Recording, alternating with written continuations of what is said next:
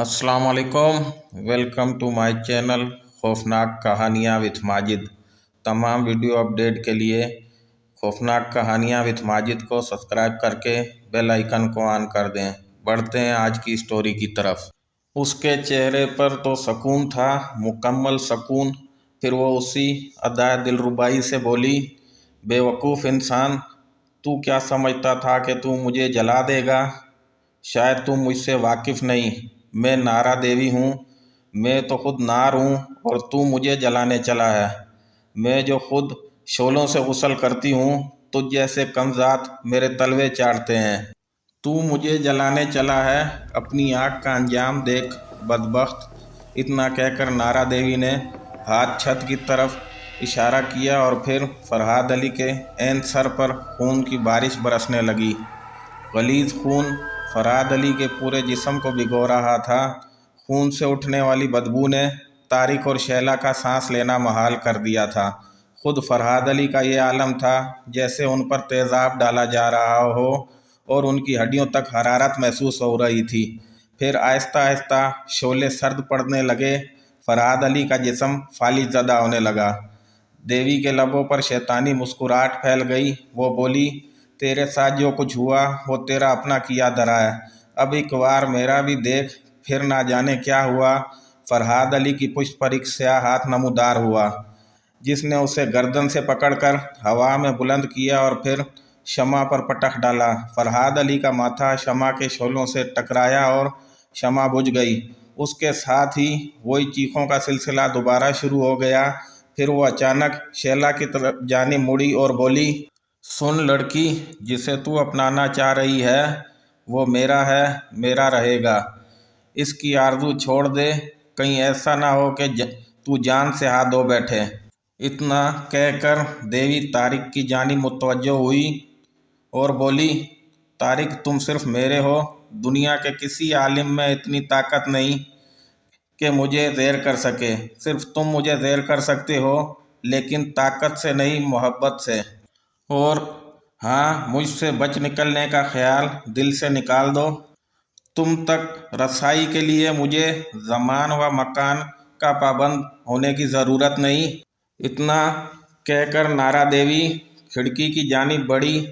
आखिरी मर्तबा मुड़कर तारिक की तरफ देखा और फिर फरहाद अली की तरफ इशारा करते हुए बोली, इसे देख लो, ये सारी ज़िंदगी अपाइजों की तरह गुजारेगा। इसके इख्तियार में सिर्फ ज़ुबान है, बाकी जिस्म गोश्त का एक ढेर है। ये जब तक ज़िंदा रहेगा लोगों को मुझसे उलझने से मना करता रहेगा और इसका ये हाल सब तुम्हारी वजह से हुआ है। मुझे उम्मीद है कि अब तुम किसी की ज़िंदगी को ख़तरे में नहीं डालोगे। फिर नारा देवी हवा में तहलील होकर कमरे से बाहर निकल गई। अब कमरे में नारा देवी थी ना फरहाद अली पर गिरने वाला खून था। बस फरहाद अली थे जिनका तमाम जिस्म अकड़ा हुआ था, या वो दायरा था जिसमें वो अपने आप को महफूज ख्याल कर रहे थे। तारिक और शैला ने उन्हें बमुश्किल चारपाई पर लिटाया। उनकी हालत अजीब थी। उनका सारा जिस्म बेहरकत था। उनकी आंखों में बेबसी के आंसू थे। इधर शैला शर्म के मारे ज़मीन में गड़ी जा रही थी कि इनकी वजह से फरहाद अली की ये हालत हुई। फरहाद अली ने शैला की अंदरूनी कैफियत को महसूस करते हुए कहा, बेटी, उदास मत हो। मुझे अपनी इस हालत का कतई अफसोस नहीं। अफसोस तो ये है कि मैं तुम्हें मुसीबत से निजात ना दिला सका। वो वाकई ताकत में मेरी सोच से भी ज़्यादा है। तारिक, जो अब तक खामोश था, तड़प कर बोला, अंकल, आखिर आपको सही हालत में लाने का कोई तो तरीका होगा। नहीं बेटा, ये नारा देवी का वार है, इसे कोई नहीं काट सकता। हाँ, नारा देवी ही इसे वापस ले सकती है, मगर वो ऐसा कभी नहीं करेगी। अब तो शायद बकिया उम्र चारपाई पर ही गुजरे। तारिक और शैला की आंखों से आंसू रवां थे।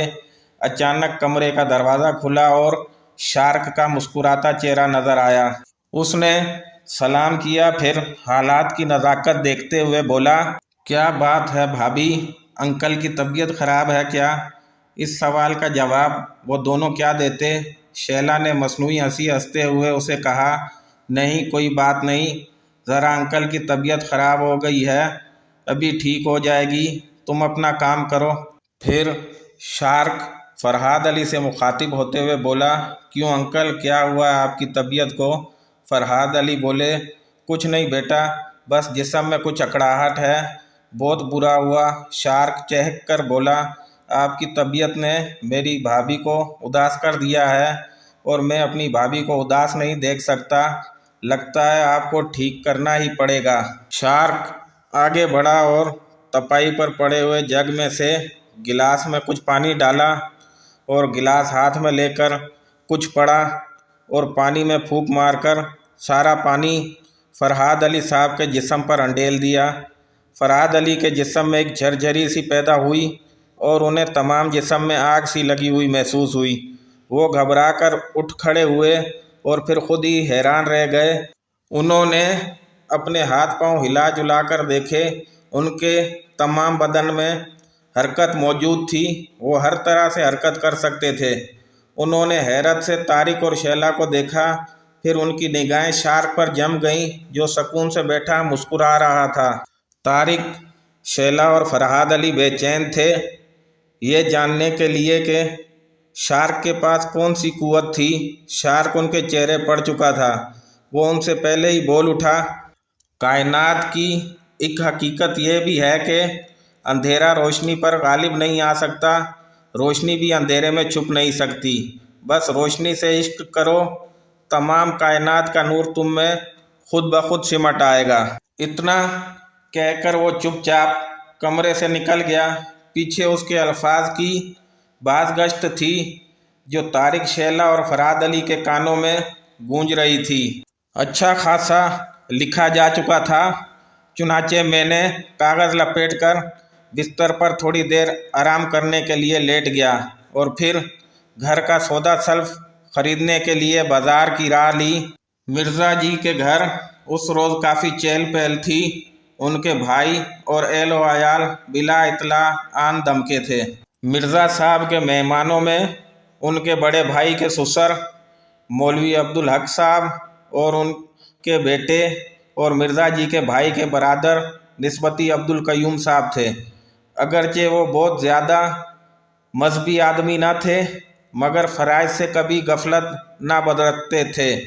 وہ محکمہ جنگلات میں اعلیٰ عہدے دار تھے اور ایک پورے جنگل کے انچارج۔ ان کے ہمراہ ان کی بیگم اور 2 بیٹیاں عمر اور سحر بھی تھیں۔ ان کے علاوہ مرزا جی کی 2 بھابیاں اور ان کے بچے بھی آئے ہوئے تھے، تمام بچے جوان تھے۔ خوب محفل جمی تھی، مگر میں جلدی نکل آیا کیونکہ ایک تقریب کے سلسلے میں مجھے 3-4 روز کے لیے کراچی روانہ ہونا تھا۔ چند مباحثے اور شاید ایک کتاب کی تقریب رونمائی میں بھی شرکت کرنا تھی۔ ٹرین اسٹیشن سے نکل چکی تھی۔ میں نے اپارٹمنٹ کا دروازہ اچھی طرح بند کیا اور اپنے ناول کا مسودہ نکال کر بیٹھ گیا۔ چونکہ یہ ناول زندہ کرداروں پر مشتمل تھا، اس لیے میں ناول والے مرزا جی کے گھر بھی وہی مہمان پہنچا دیے جو اصل مرزا جی کے گھر پر آئے ہوئے تھے۔ طارق اور شیلا مہمانوں میں مگن تھے۔ سرے شام ہی بیٹھک کھچا کھچ بھر گئی تھی، ہر طرف سے باتوں اور کہکوں کی صدائیں بلند ہو رہی تھی۔ خالی صوفے سے اٹھنے والے کہکے کی صدا نے شیلا کو سٹپٹا دیا، اس کا دل اچھل کر حلق میں اٹک گیا تھا۔ صوفے پر وہی سایہ دراز تھا۔ خوف سے شیلا کی آنکھیں پھیل گئی تھی۔ گھبراؤ نہیں بھابھی، ایزی ہو جاؤ، شارک نے پر انداز مگر دبی ہوئی آواز میں کہا۔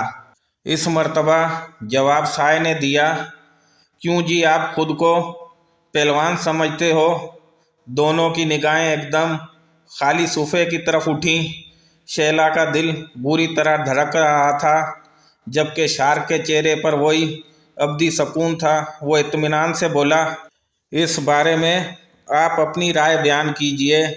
سایہ بولا، یقیناً مجھے حیرت ہے جو تم نے کیا، ایسے تو دنیا کا بڑے سے بڑا عالم بھی نہیں کر سکتا تھا، مگر تم میرا کچھ بگاڑ نہیں سکتے۔ اتنا تو مجھے پتہ ہے کہ میرا انجام تمہارے ہاتھ میں نہیں، गलत समझी हो तुम। शार्क तेज लहजे में बोला, सिर्फ इतना ठीक है कि तुम्हारा अंजाम फिलहाल मेरे हाथ में नहीं। मुझे इस उलझी हुई डोर का जैसे ही सिरा मिल गया, समझो तुम गई। साय ने हंसकर कहा, ये इरादे हैं, मगर याद रखना तुम्हारे भाई को हासिल कर कर रहूँगी और तुम और देवर भाभी को पता भी नहीं चलेगा। याद रखना मेरे पास तुम्हारे हर वार का तोड़ मौजूद है। अपने दावे की आजमाइश के लिए तैयार रहना। ऐसा ना हो कि कोई एक आधा मेहमान कम हो जाए और तुम बातें बनाते ही रह जाओ। होशियार रहना, मैं चली। इतना कहकर साया तेजी से सिरक गया। शैला का चेहरा खौफ से जर्द पड़ गया था, मगर शार्क उसी इत्मीनान से बैठा, अपनी आंखें बंद किए, मुंह ही मुंह में कुछ बड़बड़ा रहा था। उसके लबों पर वही हमेशा रहने वाली मासूमाना मुस्कुराहट थी। शायद शैला की आखिरी उम्मीद यही मुस्कुराहट थी। अगरचे तारिक और शैला एक दूसरे से बहुत करीब थे, लेकिन इतने मेहमानों के दरमियान एक मशरकी रवायत थी जो उन दोनों को कतराने पर मजबूर कर देती थी। लेकिन उस वक्त शैला बेसाख्ता ही तारिक को किचन में आने का इशारा कर गई। मौजूदा हालात तारिक के लिए मज़ीद परेशानी का बायस थे। शैला के हल्क से निकलने वाली चीख ने माहौल के सपूत को एकदम तोड़ दिया।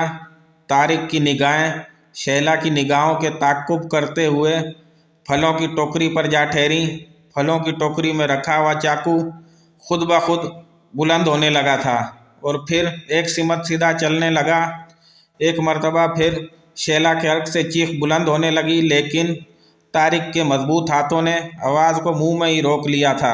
चाकू सीधा उस सोफे में जा धंसा था जहाँ शार्क बैठा हुआ था। शायद नारा का निशाना चूक गया था। शार्क को सलामत देखकर दोनों ने तवील सांस ली, लेकिन खेल अभी ख़त्म ना हुआ था। बेफिक्र रहो, उसे कुछ नहीं होगा। वो मुझे भी इतना ही प्यारा है जितना तुम्हें।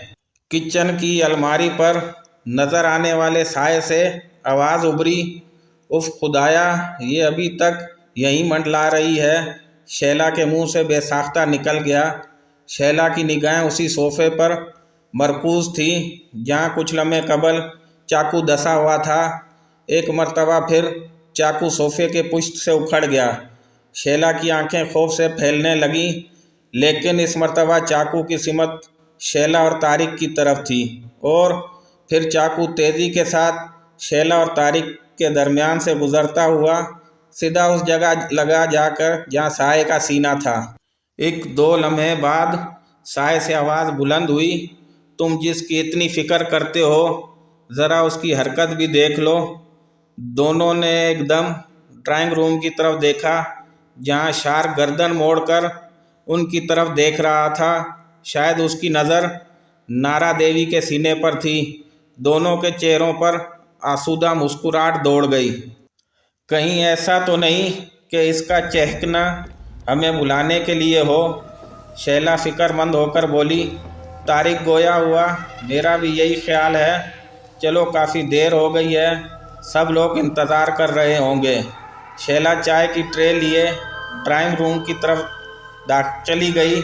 उससे कुछ लम्हे बाद तारिक भी ड्राइंग रूम की तरफ आ गया। ट्रेन अब एक बड़े स्टेशन पर रुकी हुई थी। मैं मज़ीद लिखने से पहले थोड़ा आराम करने का सोच रहा था। ट्रेन ने इस स्टेशन पर तकरीबन निस्फ घंटा ठहरना था। चाय की तलब भी डस रही थी। चुनाचे मैंने ट्रेन से उतरकर किसी टी स्टॉल की तलाश शुरू कर दी। मुझे ज़्यादा ढूंढना नहीं पड़ा, चंद कदम के फासले पर टी स्टॉल मौजूद था। चाय का आर्डर देने के बाद मुझे कुछ देर इंतज़ार करना पड़ा, क्योंकि मुझसे पहले ही बहुत से चाय के आर्डर जारी हो चुके थे। अभी मेरा थका हुआ ज़हन मुकम्मल तौर पर बेदार भी ना हो पाया था कि एक चिथड़ों में मबलूस दीवाना हाल शख्स मेरे सामने आन खड़ा हुआ। हयात बेग, तुम ही हो? उस शख्स ने कहा। कलम निकालो और एक पता लिखो। मैं चौंक गया और पूछा, आप हैं कौन जनाब, और इस पते का मकसद? मेरे सवाल का اسی تاحکمانہ انداز میں جواب دیتے ہوئے اس نے کہا، یہ پوچھنے کا نہ تمہیں حق ہے اور نہ ہمیں بتانا منظور۔ چپ چاپ پتہ لکھو ورنہ ہم چلے۔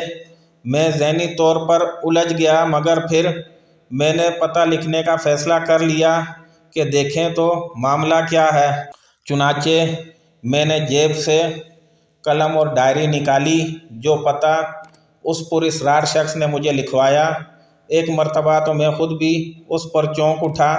یہ پتہ کراچی کے ایک بہت پرانے قبرستان کا تھا۔